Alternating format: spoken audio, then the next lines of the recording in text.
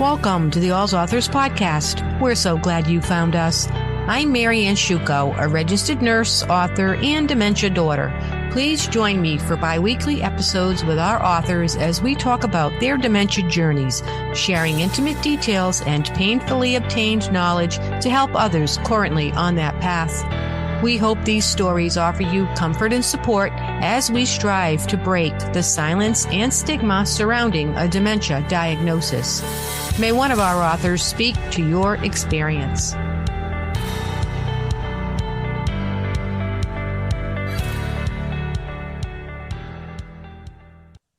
Poetry, whether reading or writing it, can be a powerful tool to ease our dementia caregiving journey, allowing us to express our deepest emotions, unravel our confusion and angst, and learn from and understand others. Susan J. Farese MSN RN is the author of Poetic Expressions in Nursing, Sharing the Caring, poems written when she became a nurse poet in the 1990s. Heartbreaking memories of losing her grandmother Anne to early onset Alzheimer's when she was a young teen inspired her first poem, Anne's Zest Ends. In this episode, we discuss how witnessing her grandmother's decline as a child profoundly impacted her even 50 years later, why a chance scene in a movie inspired her to start writing poetry, and the value of poetry as expression for nurses and caregivers. April is National Poetry Month. Please join us on April 18th at 2 p.m. when we present Poetry for the Dementia Journey, an All Authors Live virtual Q&A featuring several of our poets. Subscribe to our website at allsauthors.com to receive notice of these events. Let's get started. Hi, Sue. Welcome to the All Authors Podcast. How are you today? I'm doing great, Marianne. Early here in San Diego. Yes, you did. You sacrificed and got up early for me. So thank you. We appreciate that. I've been wanting to have you on the podcast for a number of reasons. First of all, you're a fellow nurse, and I love speaking with my nurses. And we have recently in the podcast have interviewed a number of nurses. So that's really exciting for me because we share a lot in common professionally, as well as authors and as caregivers. So I want to make sure we talk about your nursing career and how it has impacted, you with your little short dementia journey that you had as a child and had a lasting impact on you. So I want to make sure we touch on how all of that has affected you throughout your life. It's had an impact. And also, you served in our military. Thank you very much. So we want to hear all about your nursing experience and kind of like wrap it up with like where you are now, because you've completely changed directions in a long life, which is wonderful. That's what we all aspire to do. So please share with us. Let's go back to that little girl whose grandma Anne had dementia, and this was way back in the 1970s and had a tremendous impact on you. Tell us about that. What was that? What was going on for that little girl? Oh, wow. Profound, actually. So I grew up in New Jersey, and this was actually during the 60s, from about 64, and she passed in 71 at age 60. Anne was my maternal grandmother, and she was my soulmate. I mean, absolutely bonded. Spent lots of time with her and my grandfather. She was full of zest and energy and smiles. And then all of a sudden, she gradually deteriorated. Well, this is in the 60s. Nobody really knew what Alzheimer's was. And I know my mom had to take her to several different doctors to finally get diagnosed. And ultimately, she was institutionalized for several years because she became kind of a threat to us and to herself, with safety. That was devastating. I used to visit her several times with my mom and some of the aunts, my grandmother's sisters, that were really supportive during this. She came from a family of, I think, 9 children, and I think her mom had something going on as well. before she passed. So it was familial as well. Several of her brothers and sisters developed Alzheimer's, but she developed it early. She had early onset and died at age 60, institutionalized. So she was just very, very, very connected to me. Her pace in life, her verve, that kind of thing, and was my soulmate. And she's still in my heart after all these years. She died in 71. And I guess, it was 50 years ago, a couple of years ago, right? And it's just amazing how long ago it was and how she's still present.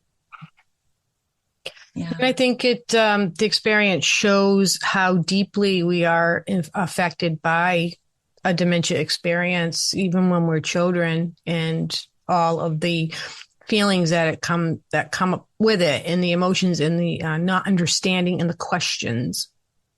And absolutely. Absolutely. Because when it was gradually changing, I became afraid of my grandmother, who I absolutely love. So I was very conflicted, and it was confusing. It was confusing and very, very sad. And we kind of after she passed, we bottled it up for a long, long time. It was a stigma. And so the poetry, as we'll get to in this, it freed me up to be able to look at it from a nursing standpoint 20 years after her death in a poem, like miraculously and very serendipitously. So that's part of my story with the poetry. We can talk about a little bit whenever you want. But I never expected a poem to release 20 years of grief, basically, and heal. Yeah. And you mentioned stigma, and back in those days, I don't think we even had the word Alzheimer's. People were considered to have like hardening of the arteries or senility, senile dementia, things like that. It was in many cases considered to be a normal event in aging that this would happen. It wasn't seen as an abnormal event for the aged, even though she was very young. She was young. She was in her 50s dealing with this. Yeah. Yeah. But she was in the facility, so there were probably others there that maybe weren't so young back then in those days. I don't even know what the quality of care was like. Do you have any comments about that? Do you remember any of it? I remember that she looked disheveled when we would pick her up for day passes, and it was embarrassing because we would have cared for her much better. I don't know what the situation is nursing-wise or census-wise or acuity-wise or anything with psychiatric nursing at the time. I was a kid. I was between 8 and 14 years old going through this. So I was 14 when she passed. Yeah. Yeah. And it was profound. And this is also in the poem. When we went to her bedside the day before she passed, they called us to come and see her. And my parents, she didn't connect with my parents at all. But with me, she reached for me with her arm. See where my arm is here. And like mumbled and stared right through me. She knew me at the very end, which just impacted my life forever because she connected. And she was basically mute and vegetative at the time and had tuberculosis too. Ooh. So, and that's why my mom wasn't even allowed to see her, because she had 2 young children at the time. So she was limited into how often she could see her. Yeah. At the hospital too. Hard. But the fact that she connected with me it haunts me in a good way and just an unbelievable way for my heart to know that she recognized me at the end. Yeah. Yeah. Children in dementia and their personal experiences are one of the pillars of our organization. We do have a lot of resources, and many times people don't think that Alzheimer's dementia is a child's concern, but it certainly is, because they are impacted when someone they love, whether it's a grandparent or a parent or any relative, really has the condition. It's going to have an impact on their life. So I'm interested to hear about your experiences, having experienced it as a child so many years ago, and how it still to this day is something that you want to continue to think about. Absolutely. And Mm. gosh, if we only had books by Al's authors for kids back then, something would have helped. You know what I mean? Hmm. And even if my mom couldn't explain it to me, a book would have at least Right. been, heartwarming. Hmm. We'll get through this. We Hmm. know, something like, I know you love your grandma, or just feeling some comfort, I guess, knowing that she's okay, but she may not be able to express herself or take care of herself or whatever. It's Hmm. pretty profound, actually. It's very, very complex. And I know I grew up and matured early in a certain way because of the experience. And I probably was called to nursing because of the experience. And now as a communicator, I do PR and communications. Being part of Al's authors has brought it full circle so that I can help other people, especially those with young children dealing with this, because it's the same feelings 50 some odd years ago and now Hmm. when this happens to grandma or grandpa or, Yeah. mom, dad. There's still a ton of questions. There's caregiving concerns and everything. Mm-hmm. Um, Impact on the family is still tremendous. So tell us Yeah. about your nursing career. So, what made you decide to do that? I remember going to my guidance counselor in high school and, figuring out what I wanted to do for college. And we decided that I liked people and I liked science. And so nursing was just a good fit. Mhm. And I also, while I was a student in nursing school, I worked because one of your questions was, did you have any experience with home care, assisted living, or long-term care? I was a nursing student, and one summer, my dad knew someone that either was the administrator at a nursing facility, like a long-term care. So I had a summer job as a nurse's aide, basically, in a convalescent center. And that was fantastic nursing experience, for patient care. Mhm. So I had sent you some answers and I had forgotten about that, but that was pretty impactful. And I remember how I would, comb someone's hair or put some rouge on them and some lipstick and make their day, like little Mhm. things like that. Mhm. So that made a big difference. So anyway, that was a student experience. And then when I graduated, I went to a school in Pennsylvania at Elizabethtown for my first 2 years and then transferred to Widener University and got my BSN in, so it was 78, yeah, 1978. And at circumstances, I joined the military right after graduating, actually, that summer, and was in the Navy for 3 years and then transferred to the Army on paper with the same rank for another 9.5. So almost 13 years in the military, Wow. mostly stateside. And I was also in Korea, and they also sent me to graduate school to get my master's. So it was a very, very interesting, a variety of reinvention throughout that military career because we changed either jobs or geographic locations every few years. That's the way the system worked. So I was able to travel and learn about East Coast and West Coast, never in the Midwest, but East Coast, West Coast, and then Korea. And so I was in until about 1990, and then became a nurse entrepreneur right after getting out, after doing the Myers-Briggs and seeing that I was an apple in a basket of oranges. I didn't fit in the typical nurse, the typical military person. And I love teaching and motivating people. And my husband said, "What do you want to do?" And I'm like, "I want to have my own business." "What are you going to do?"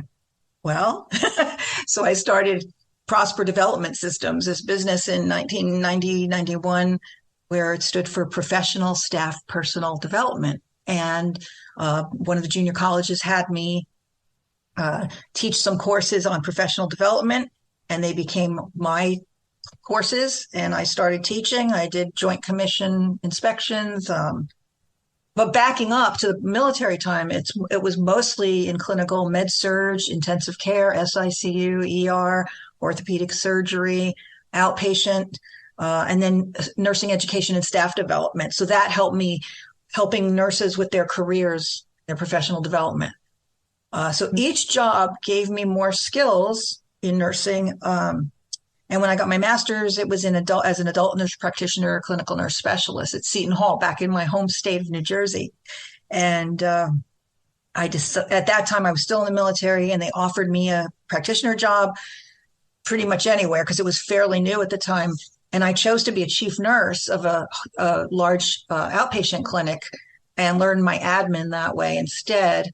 And that kind of changed my directory from clinical to consulting and research. I worked at Duke for a few years in research, legal nurse consulting. So I've had a lot of reinventions in my career, some of it due to my spouse's executive relocations with his job and having to reinvent. And then previously in the military, having to reinvent and move geographically or, just for skills to go to a different area in nursing. And I remember I was burnt out in my very first job in nursing in general medicine, being a 20-something-year-old handling of death and cancer and just different diagnoses of the sailors, some of them really young, some of them older.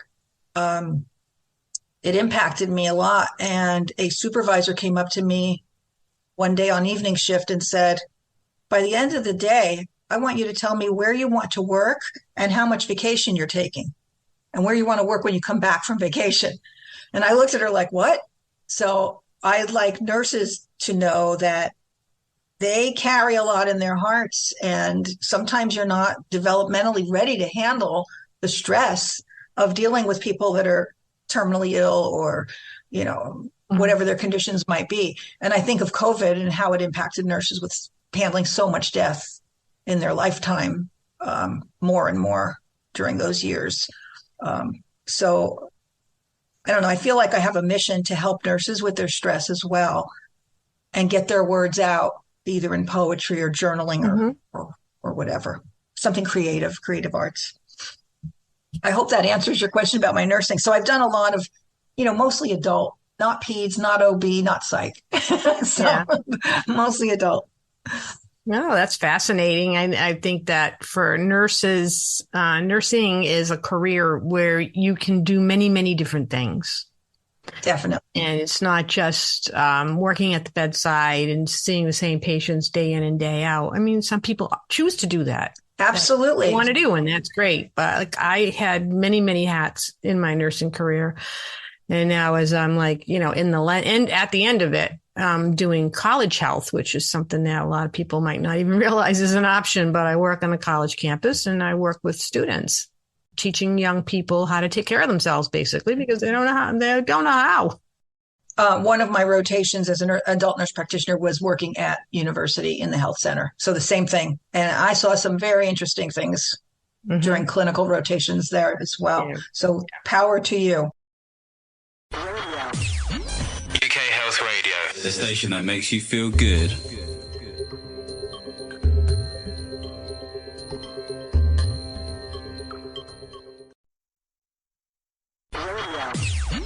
UK Health Radio, the station that makes you feel good.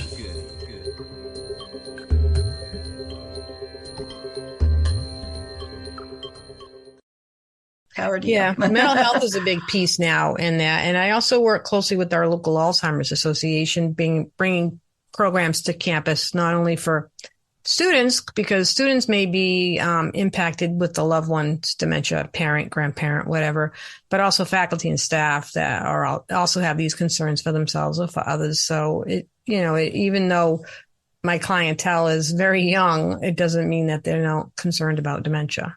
Right. And also even for the curriculum to teach, a course on dealing with dementia and would be fantastic in nursing school for the students just to learn about it. I don't remember learning about that years ago. Definitely. I don't know if they cover it now. No, but, I know that unless you're like working in labor and delivery and postpartum, you're probably going to have somebody with dementia on your roster. Right. When you go to work, regardless what unit you're in. Because I worked in med surge, and I always did. And I worked in rehab, and I worked in other areas where, people who have dementia have accidents and get sick too. Exactly. And then dementia is not the reason they're there, but it's compounds everything else. Definitely. Going on with them. And you really need skills. And they didn't teach that And some of the skills that they tried to teach us were very unrealistic, like me getting a lesson with someone and how to do like a one-to-one sit with a patient with dementia to keep them calm. But I had 8 patients. I was like, Right. I can't deal with this Right. lady for an hour and hold her hand. I mean, Exactly. Yeah. yeah, we always Yeah. encourage families, if their loved one is hospitalized, that's when you need to be there. That's not when you take a break, because nobody's going to be watching them 24/7. Exactly. Yeah. And you need to make sure that things don't happen, med errors and accidents and stuff. So, yeah. Let's talk about your poetry, because that seems to have been a big part of your life lately, and you do a lot with it. And it was inspired by your grandmother, and you have an amazing story about that. So why don't you tell us that story? Sure. Actually, it happened in 1991, the first spark. I had gone to see the movie Awakenings with my husband, and my husband and I were kind of newly married. It was just a few years that we were married. So he didn't know my grandmother at all. She had passed many years before that. So we're at the movie theater watching Awakenings, and there was a character in the movie named Lucy, played by Alice Drummond, phenomenal actress, that caught a ball in her wheelchair. And I guess she had like locked-in syndrome. I forget what they called it in the movie. This was like 1991, but Robert De Niro and Robin Williams were in the movie. It's a very, very good movie. So she caught this ball and had a gaze about her. And this gaze brought back memories of when I was on my grandmother, visiting my grandmother, who was institutionalized with Alzheimer's. She had early Alzheimer's.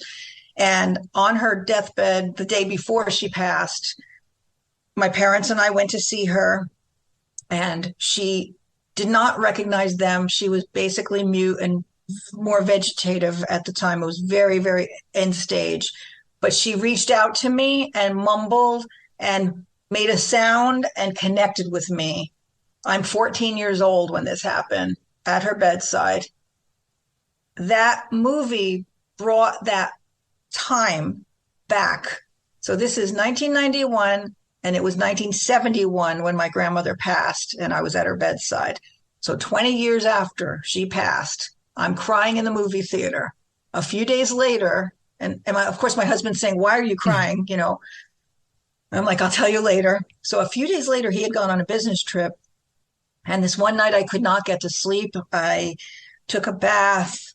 I had a glass of wine. I was alone in our condo in Florida. And I said, I'm going to grab this journal he gave me for Christmas previous year. And I sat on the couch, kept thinking about the movie and my grandmother. And this 3-page poem poured out of me that rhymed, that was in sequence from childhood, because I was 8 to 14 going through this with grandma, who was my soulmate. And the poem ended 20 years after her death in 1991. It was called Anne's Zest Ends. I called my mom up the next day and read the poem to her. And she cried and said, "That is the closest thing to what we went through back then. I want you to share this poem with everybody." And she was really, really, really emotional on the phone, because she was in New Jersey. I was in Florida. So at the time, I was a nurse entrepreneur in Florida, and a member of the Chamber of Commerce and some nursing organizations. And so I would get up and ask, "Can I read this poem?"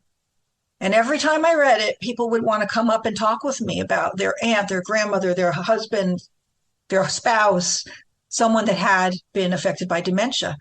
And people would be crying, and I'm like getting tissues out. And I'm like, whoa, what is this? What is this with this poem?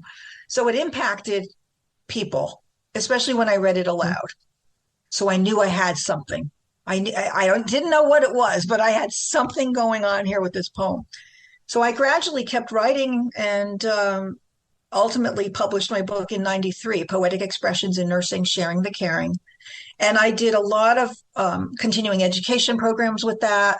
I was a member of Sigma Theta Tau as a distinguished lecturer, and really was one of the nurse pioneers of nursing poetry, because that poem started me writing. But I would write about, I was a nurse administrator at the time, and infection control, codes, day shift, night shift, having intuition, just things about nursing in my heart that I wanted to get out on paper.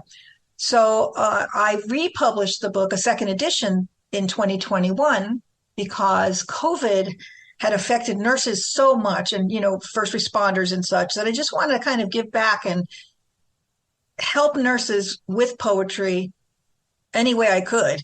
And so I've been, working with different organizations and doing podcasts and just getting the word out. And I absolutely love it. I also teach haiku. Before COVID, I was teaching it at the libraries, the county libraries, and had a blast. And I'm also a nature photographer, so I use my nature photography as prompts for people to write their haiku poetry. And this is with the general public. So I want to use poetry for nurses as well. That's my goal for the next few years, to try to. And I will be doing a workshop at UCSF in March. So we're starting something new with nursing poetry. We have 4 million nurses at least. Some of them are leaving. Even new nurses are leaving because of the stress that they undergo. So I want to make a difference with this nursing poetry, or just having them write or do something creative to get their stories out. Yeah, you're onto something, because poetry is a huge release valve for people in stressful situations, including caregivers. So we have a number of poetry books that are in All's authors and poets as well. So just taking time to sit and even just journal or writing poetry can be a great way to release your stress and to help manage your emotions and kind of get things in order. Absolutely. And I like haiku because it's kind of succinct. It's fairly easy to do. It's 5 syllables, 7 syllables, 3 lines. And it usually uses the seasons or, weather, something in nature and your senses, and you capture a feeling. And when I was living in Sweden with my husband with one of his jobs in the 90s, in 94. And I presented the poetry to the nurses there. And I remember one of the Swedish nurses wrote about a haiku where there was a little boy that they couldn't save that choked on a peanut in a haiku. It was profound that you can capture a significant event like that, a horrendous event. And it's also therapeutic because that nurse was holding that in her heart all those years too, and got a chance to get it out on paper. So haiku is something that I just absolutely love teaching. I've been teaching it, and I just want to explore, and even with Alzheimer's support groups, to try to get involved with my local group possibly and do some caregiver poetry therapy. Not therapy, but I mean just, and exercises to get the word out. Because there's so many things inside the caregiver's heart as well. It's very emotionally challenging, and you have to be able to take care of yourself as a caregiver first. Right. And this is a self-care activity. We recommend at least to find 15 minutes out of the day, schedule it in for yourself. And this could be what you decide to do. A lot of people like to write in the morning, like when they get up and it's quiet and maybe they're having a cup of tea or coffee or whatever, and just jot down their ideas and their thoughts then and put something together. We have a book in our collection that a woman found the little love poems that her father wrote her mother during their dementia. It's called Breakfast Memories. So she used that, as the foundation for her family's book about their dementia experience. So these things can come back later and have a lot of significant value to not only the family, but to the general public as well, because you can learn a lot. Exactly. I remember writing a poem about caregivers. I have that in the book. A poem about someone in a nursing home, instead of letting them just sit there, to take them out for a walk in the sun. A poem about loss, grief. So whatever it is, it's something that it'll inspire me, and I will go and get pen on paper and write it out. Or jot it down in my phone now, now that we have phones. I love nature. Nature would be very therapeutic for caregivers as well, just to get out for a walk, look at the sun shining, or even when it's winter, what are your thoughts during winter? Write them down. And you can also, I don't know, maybe work with your loved one with some poetry. They might be able to rhyme. You never know what that part of the brain can be stimulated. Yeah, you read my mind, because that would be an activity that you could do together. In sometimes like handing somebody an object or something that they would be familiar with might stimulate them enough to come up with something, and you can help them articulate what they wanted. They do that with art and with other things, modalities.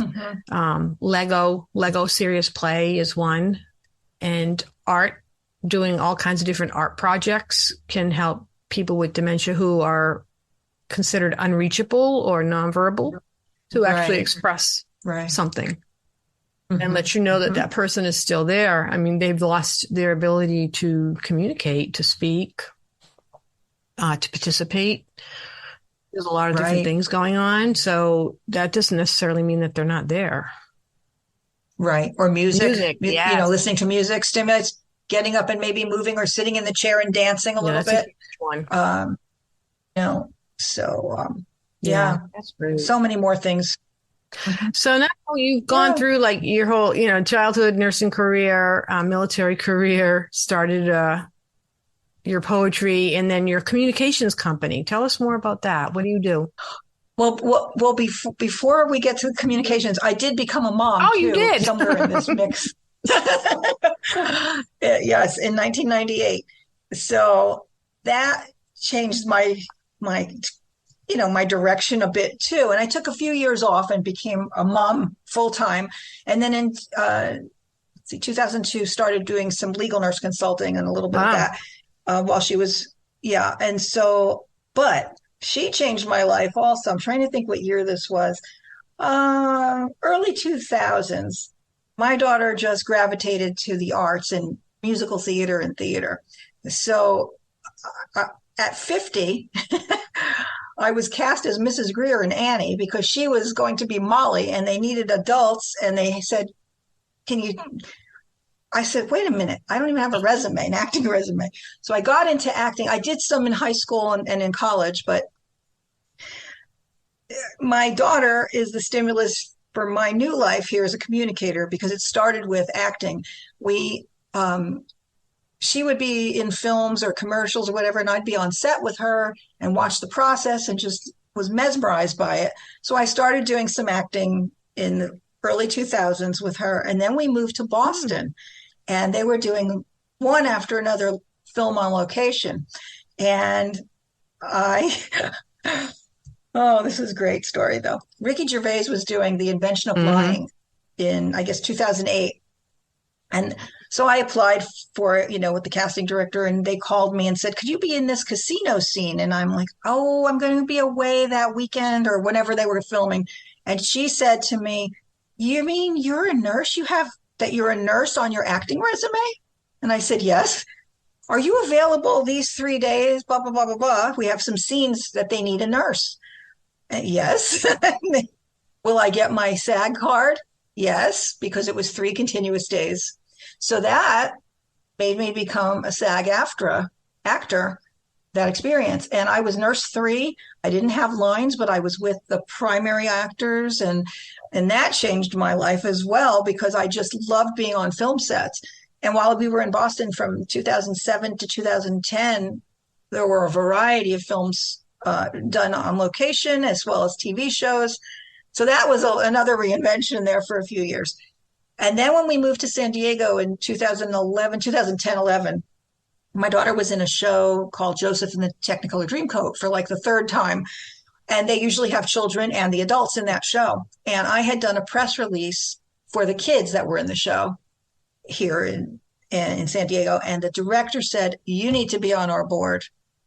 We love that press release, blah, blah, blah, blah. So that became another, change in my life where I was on this board and I became the PR director for 5 years and loved it. I absolutely loved it. There was something inside of me that's creative and entrepreneurial. And so I did that until 2016. And then in 2016, I went freelance in PR, public relations, And I've worked with more theaters, filmmakers, lots of authors, artists, businesses, and filmmakers. I think I said that. And now recently some nurses that are in business to get the word out. So I've been doing that since 2011 with SJF Communications. So my life has gone from, nursing and consulting and motherhood and acting and nature photography and communications. And I'm still not done.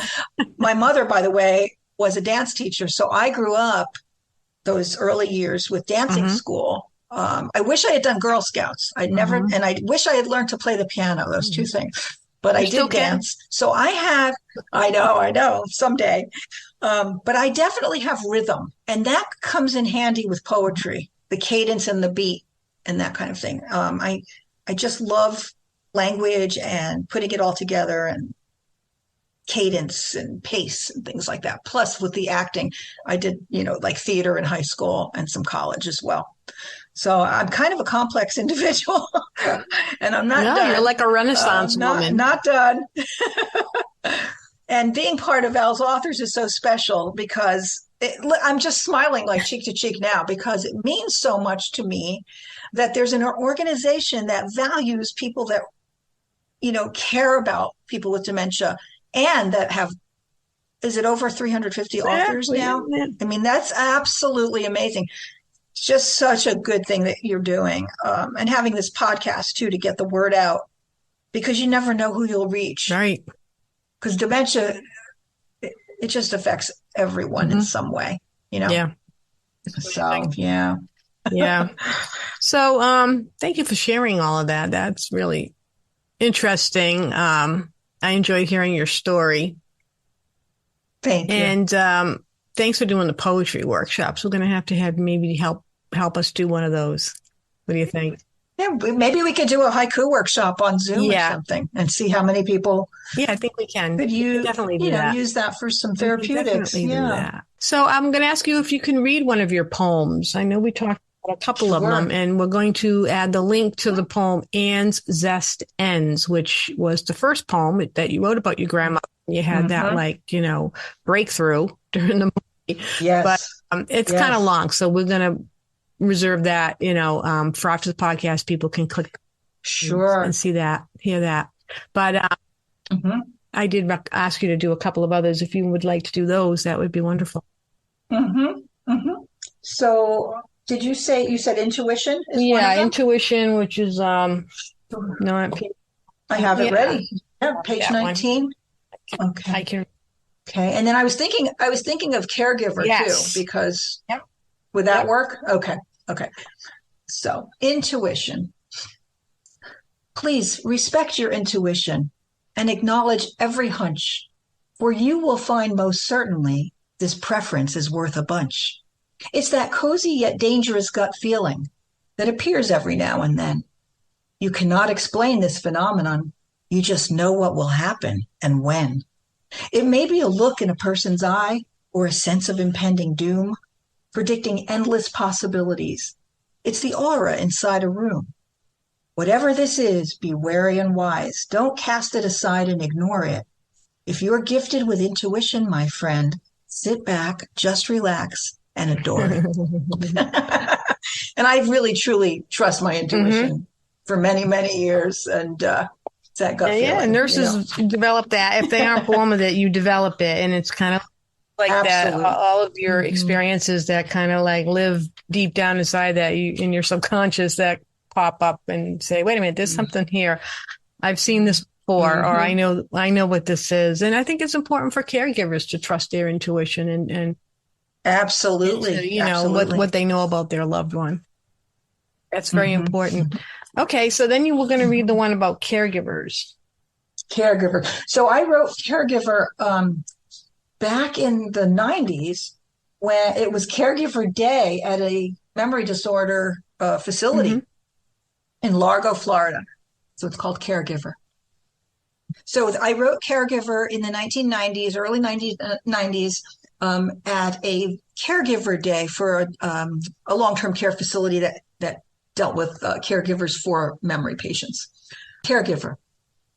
I, your loving caregiver, need my own care as well, so I can be your guiding strength, hearing stories you may tell, and follow when you wander, and take the lead at times, answering your many questions, listening to your words and rhymes.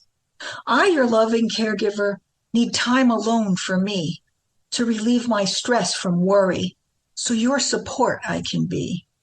Whether I should write a poem or take a bubble bath, or go and see a movie, or walk along some path, or call a friend and chat a while, or a big hug receive, or scream and yell from frustration. This time I really need. Please don't misunderstand me. I wear my ribbon with pride. You know you're very special to me, and my love for you I'll not hide. Just one more thought I'll ponder, a wish I will convey. Through the trials and tribulations, don't fear, I remain your caregiver today. Because caregivers they just need support too. Yes.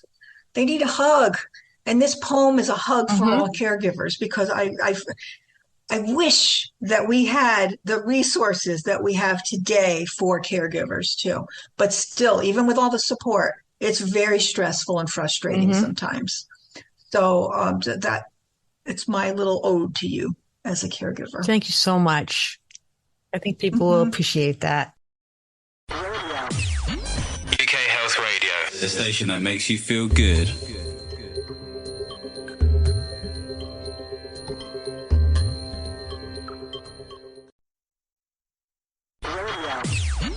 UK Health Radio, the station that makes you feel good.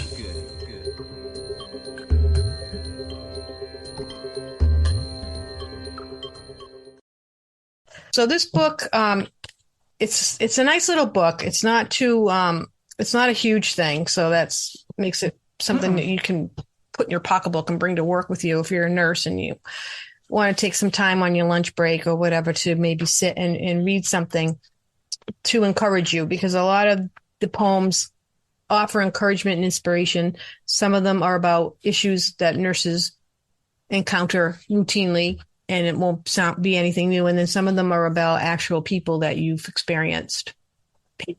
Right. Family members. I know when my dad had heart surgery back in the early 90s, I wrote while he was in the OR. And then I was able to explain things to my mom, like what tubes he would have and this and how it's going to look. And, when my other grandmother turned 80, I did a poem for her. When a friend from grammar school's sister passed away from melanoma, I wrote a poem about her. So there's a variety of types. And then there's thoughts and conflicts that I've had. I write about when I'm inspired by different things.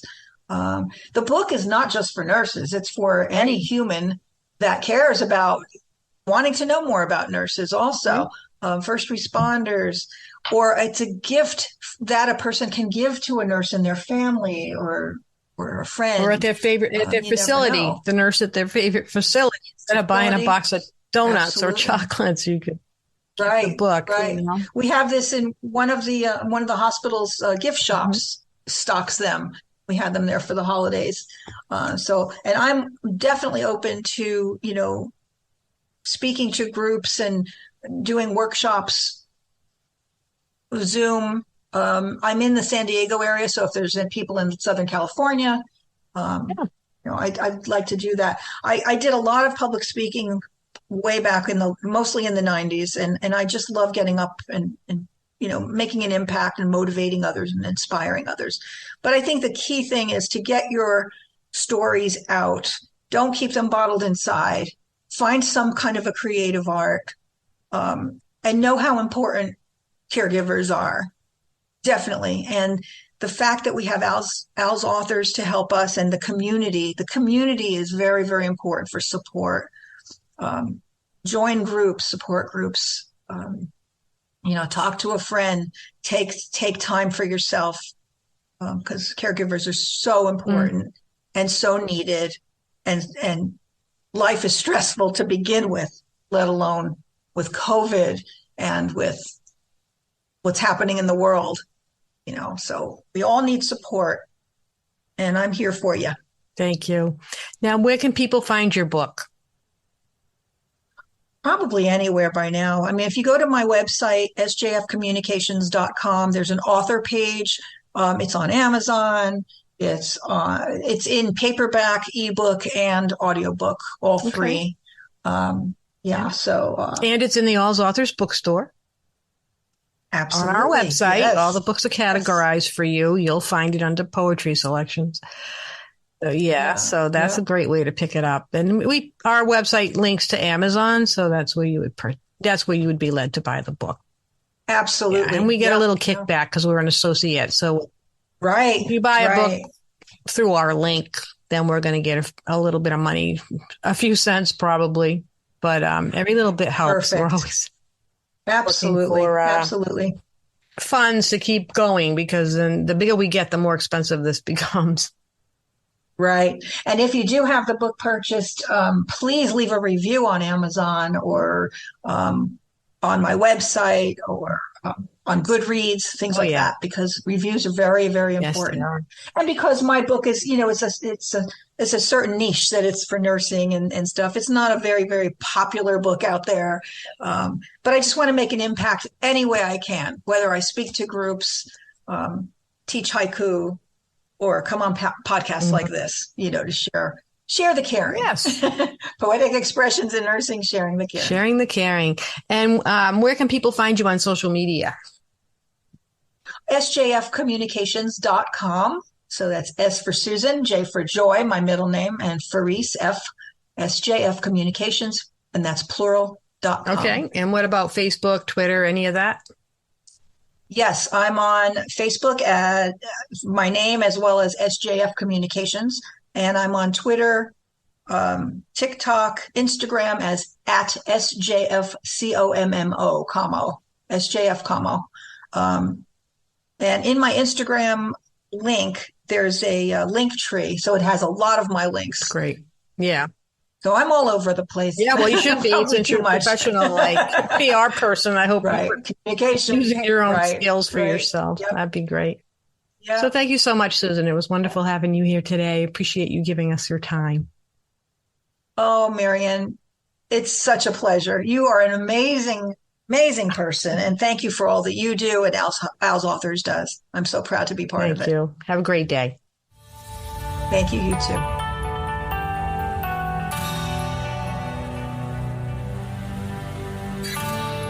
Thank you for listening to Untangling Alzheimer's and Dementia, an All's Authors podcast. For more details on this episode, please see the show notes. If you enjoyed the podcast, please leave a review and subscribe to it on whichever platform you use to listen to your favorite podcasts. For more information on All's Authors, please visit allsauthors.com. While you're there, be sure to browse our online bookstore, where you will find hundreds of carefully vetted books on Alzheimer's and dementia. You can also find us on Twitter, Facebook, Instagram, and LinkedIn. Please email your thoughts on the podcast to allsauthors@gmail.com. We are a 501c3 charitable organization, totally reliant on donations to do what we do. If our authors' stories move you, please consider contributing to our cause. Remember, you are not alone. One can sing a lonely song, but we chose to form a choir and create harmony.